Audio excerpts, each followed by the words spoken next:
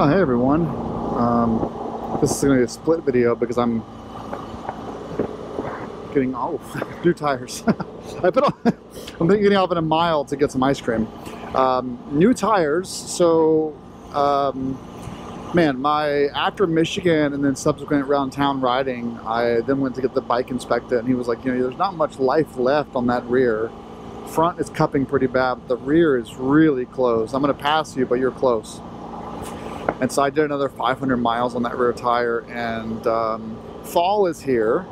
I got six more good weekends of riding, and so I didn't want to deal with it. I didn't want to not go on a ride because I needed new tires. So I just replaced them. So Michelin Anarchy Adventures. Same tire I've had the last 3 riding seasons for street riding. Street and off-roading, the kind of off-roading I do in the GS now. It's a freaking bug on this thing. So those are on now. He put too much air in the front tires. I got 40 in the front, 41 in the rear, so I'll have to go down 36 or lower, probably 34. I haven't been to get a maple creamy yet this year, and it's usually typical August tradition is to get a maple creamy up here.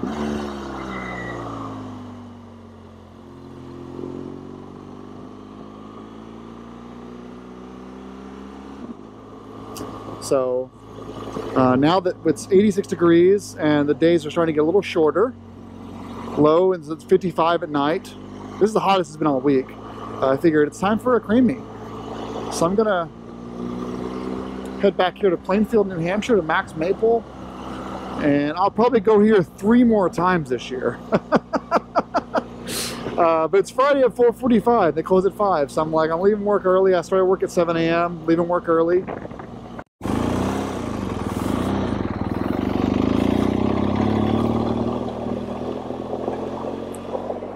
Well,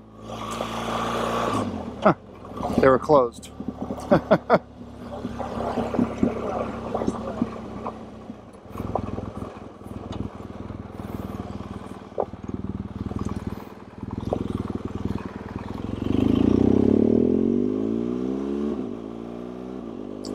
Yeah, closed. They're closed today because they're at the Cornish Fair all weekend. Fairs are big up here in August, September. Maybe it's a thing nationally, but they're huge up here. And so I'm gonna go to my second best spot, which is Brownsville Pantry. Hey, what's some more miles, right? Good, I think 20 or 30 miles in these tires. So, man, it's August. We have 6 good weeks left of travel. 6 at most. And I'm eating a few of them up with pre-commitments. So it's Friday. On Tuesday, I will wake up really early, go down to Boston, and hop on a flight to Anchorage via Seattle. My friend's going to be in Anchorage for a month, hanging out. So I told him I would join him. So I'm just going down there, and we're going to hang out for a little bit. We're going to do a 24 hours in Seattle, and then I'll do 4 or 5 days in Anchorage before I come back. It's a short trip. I get some nice airline miles, and get to see Alaska for the first time. I'm hoping it's not my last time in Alaska, but we'll go back, I'm sure. After that, I get back home, and that weekend, the next weekend after, is the Vermont Green Mountain Rally, which is almost sold out, by the way. So BMW Club, BMWMOV.club. And Green Mountain Rally at the top of the screen. It's $75. We give you 5 meals, some good riding, some live music, some giveaways. So that's all going to be happening the September 7th. By the way, I got a new screen protector. My Speedo Angels was getting delaminated, so I replaced, it's a 2-pack for $12. So I ordered this one and gave one to Heather too, because hers was delaminated. It's my fault because I cleaned these with like very abrasive aerosol sprays and S1000 or S100 cycle cleaner. And so every couple of years I got to replace them, but it's $12. After that, I have no other plans. So I'm really hoping to get some kind of trip in the month of September. I don't know what it's going to be yet. I can head north into northern Quebec. I can head north to Labrador. It's getting a bit too cold, but I can do that. I can head south to Florida and do the second of the Four Corners, and then take like the Mid-Atlantic BDR north as a trip. I was also thinking about maybe doing the old Route 66, so some of the dual sport Route 66 rides that are on Adventure Rider, follow those out to San Diego and leave the bike at San Diego with a friend. And last thing I was thinking about doing was Canon Shot has done a canonshot.net. There's the GPS ride section. There's a Lake Huron tour. It's 2,800 miles around Lake Huron. It goes, I mean, you were on Lake Huron the entire time, including some of the islands, and you go around those. It's an exhaustive tour around Lake Huron, but something to do in the month of September. It'll also give me an excuse to go by BB-8's house, hang out with him for a day, and just chill. So I'll be eating these tires up before the year is over, I think. I'm not going to be going to Max BMW's Wheels in the Field in Chester. My shoulder is still not 100%. It requires knobbies, which I don't have on this bike right now. They're in the basement. Just not going to do it. My last video, which you've probably seen by now, is me going to New Brunswick. I hope you enjoyed that video. Oh, nice. It was, look how beautiful this is. That's great. I did 1,400 miles in 48 hours. I immediately went home and ordered a larger windscreen, 20-inch windscreen, and a sheepskin cover for the transcontinental seat. So I have a more comfortable seat and a higher windscreen. I could have done 2,000 miles in those 2 days. This will scrub some tires in. If I just had more wind protection like I do on the GS. The GS, I don't feel any wind at all. It's quiet. It's totally quiet with this thing. If I had more wind protection, if I also had more comfortable seat. So what are those two things? They just came in. So I got the R18s kind of ready for the next trip. Detailed the R18 today, and don't worry guys, I polished the chrome. Oh man, I got some Mother's chrome polish, and I polished the shit out of that chrome. And boy does it look good. There are some dead, bloody mosquitoes on those R18 front header pipes that are never coming off. You know, hitting those, you're 85 miles an hour, R18's putting a lot of heat. You hit a mosquito and it basically ceramic coated, it Cerakoted itself to those headers in real time. And it's not coming off. I spent like 30 minutes on 4 mosquito carcasses. Other than like getting sandpaper out, it wasn't coming off. I did all kinds of stuff. Really aggressive stuff, by the way. It just didn't work. So, yeah, that was... And then tomorrow, I've got the 701, the Husky 701 loaded up. Went out with Harry last night, had a great ride. I went out today on my lunch hour and did some Class 6 roads on the 701, which was a really great time. But I got a notice in the mail from Husqvarna that my Conti TKC 80s are being recalled. Here's the thing. All the bike manufacturers that sell bikes with TKC 80s on them, like for 2019 to 2021, have all issued recalls where you go to a dealer and they replace it with whatever they have in stock that's similar. And so who knows what I'll get, but I've got some Moto Z's in the basement for the 701 for next riding season. So I knew I would spin these 80s up, and yet I'm putting new TKC80s on because does that go somewhere?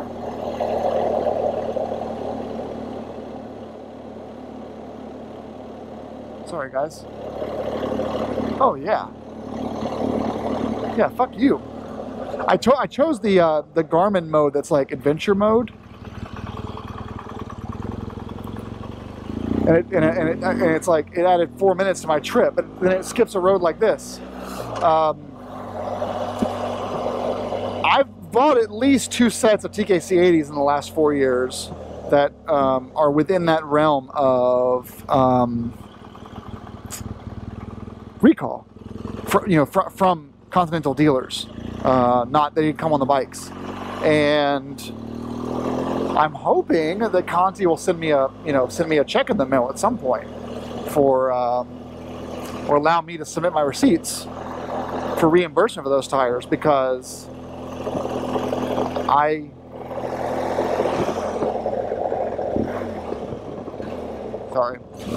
because I paid for TKC80s that are,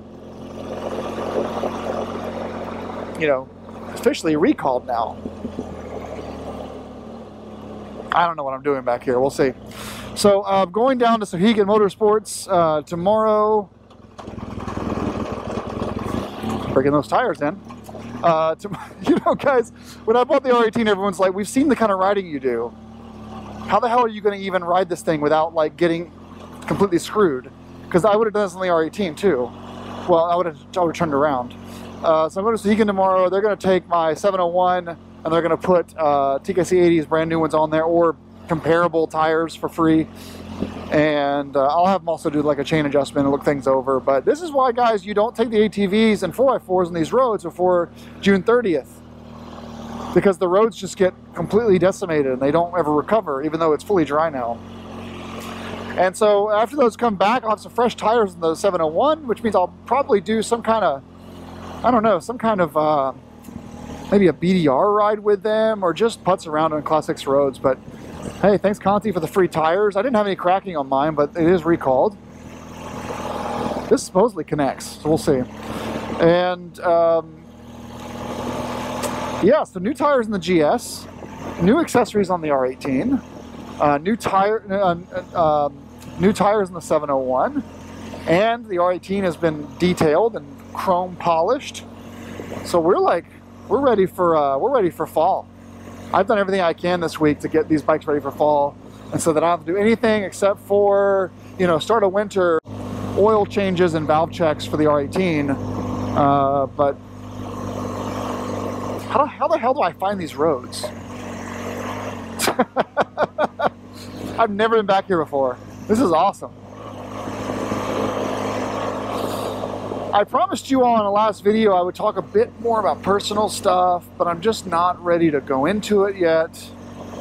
There's no drama. Heather and I aren't getting divorced. I don't have a terminal illness. I don't have any surgery scheduled. There's nothing going on like that. I just wanted to kind of go into all kinds of stuff, like us wanting to renovate our house, or sell the house, or renovate it. I don't know where the hell. Some fresh corn though. Busy stuff with my day job and my second job and my third job. Kind of a YouTube update, an update on the BMW MOA and the Vermont Club. There's all Yellow Jackets are fuck you. Yellow Jackets are out like a vengeance. There's all kinds of stuff happening, but all good. I want things to settle down a little bit before I am. We're still recording? Yeah. Before I'm ready to kind of go into details and solicit your feedback. Yeah, I should probably leave it here until once we get off this road. I promise I'd leave you with a Maple Creamy clip, so you'll get that. I promise you that. More people keep asking me, hey man, you gonna get an R1300GS? No. I mean, eventually, but no. I've got 26,000 miles on this bike, and I'm not giving it any new scratches. It's not getting more scratched up than it already was. This is a fun road. You know, so it's broken in. There's nothing mechanically wrong with it, and it's fully farkled. So, you know, why would I, even though I could probably sell it in its fully farkled state, I would probably take the suspension off and put this on a new GS if it was compatible. That was fun. Even though I could probably sell it for 20. I know that sounds crazy, but like, there aren't many used GSs out there right now, especially not used GSs with the full Clearwater lights and the alt-rider stuff and the Jesse boxes and the wireless phone charger and the Garmin mount. Like, if you add it all up, it's way more than 20 grand. But I just think that I shouldn't have to. Can we turn right here? It looks like it connects. Nah, it looks a little too private. Back on 12A. No, I could have gone down there, but it's fine.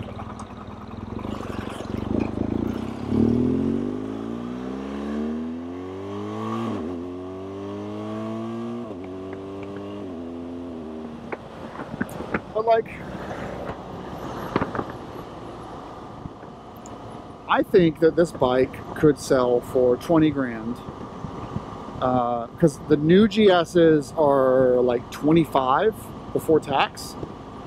GSAs, 25 before tax. And, you know, someone might walk in and go, this is 5 grand cheaper. All the maintenance records are up to date. The tires are brand new, etc., etc., etc. And I would just roll that cash into, you know, I would just basically buy with cash a new R1200 GSA. I would start that process of, you know, spending 15 grand on Farkles over a winter. But I just don't, I don't want to buy the first year of it if it happens next fall. I don't want to buy the first year of whatever the 1300 is. There's a class 6 road up here. Is it dead end? Looks like it dead ends. Yeah, it dead ends. But not only, you know, is a first year I don't want to buy, but also there's nothing wrong with this motorcycle. I would like to get this thing to 50,000 miles before I start thinking about trading it in. And so that's the update on, am I selling this bike or not? The answer is no. I love this thing. Poor BB-8 though, my buddy in Watertown, New York, who I did the Trans-Labrador with and hung out with over the winter time, getting this bike red powder coated and such. You know, I don't know, he's got 40,000 miles on his GSA. It's a 2017, and he has that issue. If you search YouTube for it, I don't follow a lot of stuff lately because I'm just too busy at work, but supposedly there's a few bikes out there on YouTube or on the internet that have had this issue where something with the cams get out of whack, or no, the rockers get out of whack, they get deformed. The rockers get deformed, so instead of being a straight plane, they kind of get like a, you know, like a cheese slice, a cheese wheel look angle to them, and then the cams get blown out, and so even if you're handy, it ends up being something like $3,500 in parts. And he has this loud sound where it's like, you know, it sounds like the motor is eating itself alive. It's not just the tick that we hear, you know, the tick that we all hear in our boxers, of the motor just doing its thing. His tick is like a hammer is going off. And so, you know, I feel bad for him. He's you know, he replaced the cam chain tensioners first, thinking it was the cam chain, and I you know, that sounds right to me. But after he did that, it didn't fix his problem. And so now he's, you know, taking it to Max BMW because he's like, you know, it probably is the issue that he thinks it is, but he doesn't want to spend, you know, $3,000 in parts only to have it come back the same. And at that point, BB-8 would have spent equivalent. There's a 2017 GS motor on eBay with like 12,000 miles. It was a total loss. The bike was destroyed, but the motor was fine. So the motor's $6 grand. You know, a pull-out motor. Has the clutch. Has, you know, all the stuff you're going to need to mount it in. On eBay for like $6 grand. And his thing was like, by the time I replaced the cam chain tensioners, cam chain, and rocker arms and one of the cams, I could have purchased one of these motors off eBay and just for a winter project replace my motor. So he's going to Max BMW for an official diagnosis. I think this week or next week. So if your GS is getting louder and louder, that's something to watch out for. I asked him if he'd wished he had bought that 7-year unlimited mile warranty from BMW for $1,200. The answer was yes. He does wish he had bought that 7-year unlimited mile warranty. Anyway, so this thing's been mechanically sound. I will be going into Max BMW like next spring. I don't know what that sound is. Oh, it's this, isn't it? Yeah, it's this. I'll be going to Max BMW in the spring to have them look over the bike, and I'll have them do the recall or service alert. What the fuck is that sound?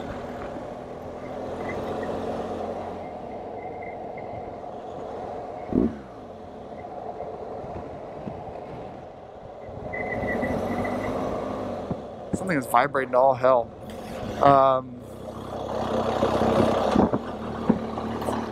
Fuck you.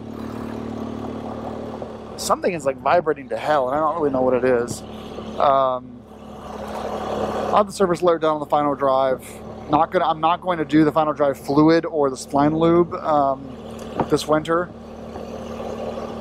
Actually, no, I should. I should drop the final drive this winter and just have that inspected myself and add some lube to it, because it may not fail their test in the spring, and then I could have done that work myself.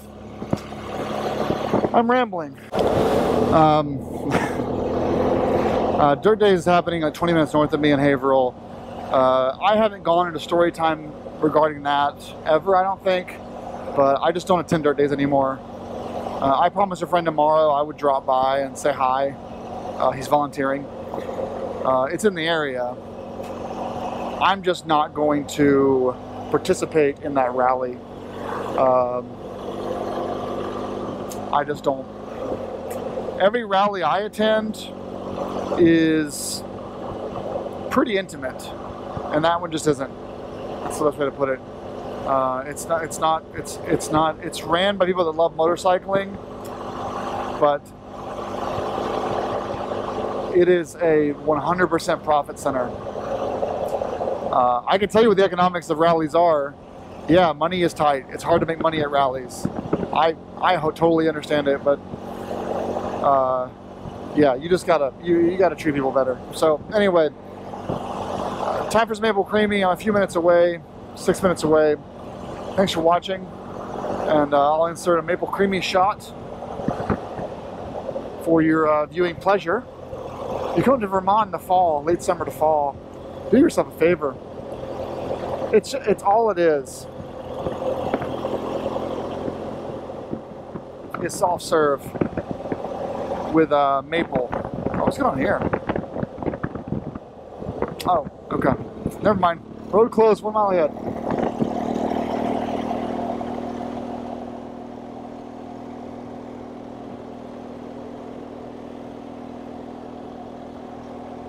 No effing idea what that is. Someone has a little train track set up. Alright guys. I got down to I hit my first blocked class 4 road of the day. The guy came out. I mean, it looked like it was passable on the map. It looked like it was good on satellite imagery, but I sit there for a second. He came out and I said, "This looks fine. Is it just because Corolla shouldn't go down?" And he's like, "No. There's a wood bridge down there, and it's been out since Irene. We had Hurricane Irene in 2011, and No one's fixed it, you know, because basically Route VT44 goes right next to it. Why would they fix it? So luckily he came out, he's nice about it. He's like, your GPS take you down here? I said no, I just explore class 4 roads, see what's in there, and I'll mark them blocked as on my map. If I was on our 2-stroke, I probably could have gone through over that thing, but not on the GS. Yeah, so I'm still following it across the creek over here, but not gonna make it over there. The best parts of Vermont, though, are on these kind of roads. You know, it's just great. You get to see so much more cool stuff. You know, old Americana, old working farms. Everyone's friendly, and you get to encounter cool stuff like that, like a moose statue. Yeah, these Anarchy adventures are so predictable. Like they don't give you a false sense of abilities like some of the knobbies do, and then they break. You know, these will warn you very early on that you're at the limit of what I can do on this gravel or mud or sand or whatever. And I've done track days on these tires. I've driven thousands of miles to and from Michigan. You know, these tires are just really easy to ride. You know, these should be the default tire, not the Anarchy 3s. These should be the default tire for every GS, because, you know, your first 3,000 miles of ownership of your GS, you're going to probably try all kinds of different terrain, and these are just like excellent for that. He said this road was a little bit hard, a little bit challenging, but I don't think he knows me very well. Oh, I know where I am. I led a dirt days route through here 3 years ago, down this road. Yeah, I know where I am now. Cool.